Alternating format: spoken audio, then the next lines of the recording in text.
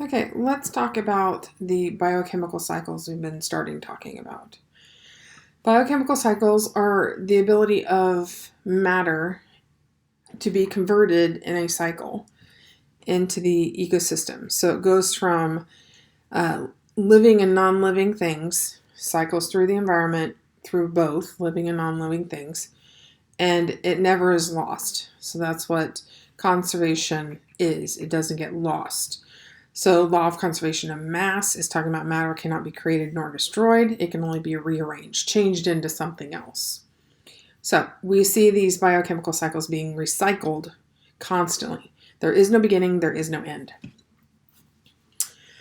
Okay, so if we have places on the planet where we're storing the matter that's been converted into whichever cycle we're going to talk about, they're called sinks or reservoirs. Like I said, it has no beginning and no end, and it just keeps cycling over and over. Here's the water cycle. Here's a picture of it. And these are the key points. 97% of the world's water is stored in the oceans.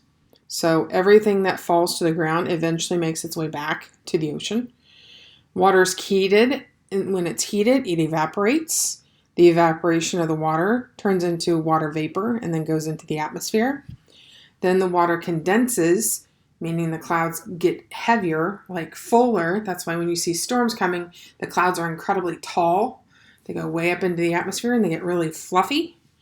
That's when they then come down as precipitation, when they fall to the ground. And that's because the clouds get too heavy to hold all that moisture that it starts to rain or snow or sleet or whatever form of precipitation you want to talk about.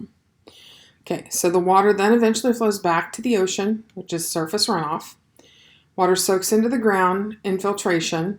That infiltration helps to supply food for plants. They use it for photosynthesis. You also have it where it's stored in huge storage places called aquifers, and they're rocks, right?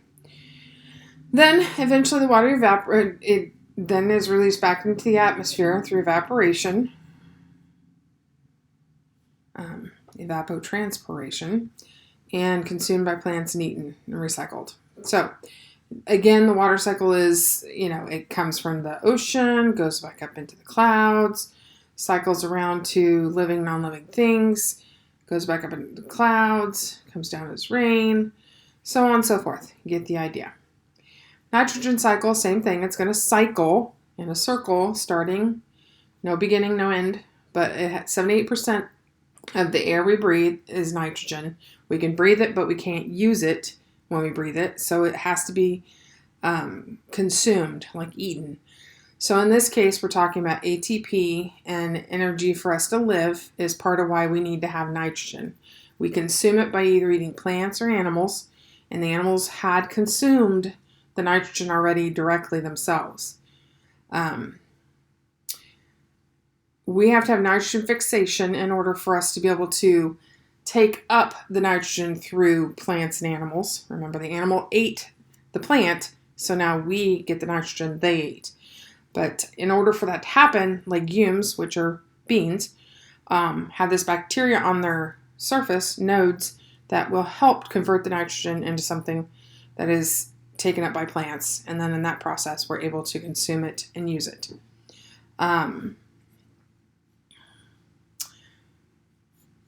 Let's see here. Final aspect of nitrogen cycles process of denitrification.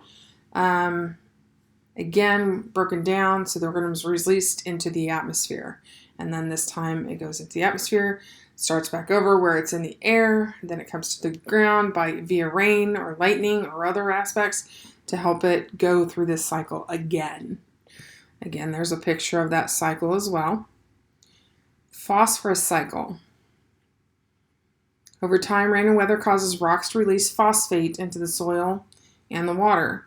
It has plants take up the non-living phosphate from the soil, and then that plant is consumed by animals. And that's how we cycle through having our phosphates that we need. And then when animals die or decay, the organic phosphate returns to the soil, and then makes it available to the plants again. and then the cycle continues to go over and over. The last one is the carbon cycle. Carbon enters the atmosphere through carbon dioxide, which is respiration. We let off carbon dioxide, then carbon dioxide is then taken up by the plants. The plants take it, convert it into something we can use, which is oxygen, and then it breaks down again and returns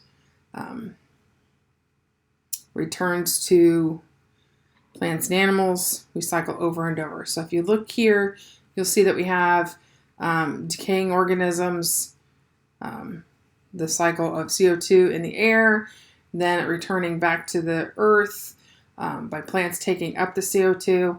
Remember, we have an issue right now with building up a CO2. So part of that's caused by our factory emissions, which hopefully will start to get under control. And it's not just in the United States, across the world. But decomposition has CO2. Plants produce oxygen, which helps us. But CO2 is released. Plants take it up, convert it into oxygen we can use, and then the CO2 cycle continues. That's the basic nut and bolts of what you need to know, and I think that should be pretty helpful to know those cycles.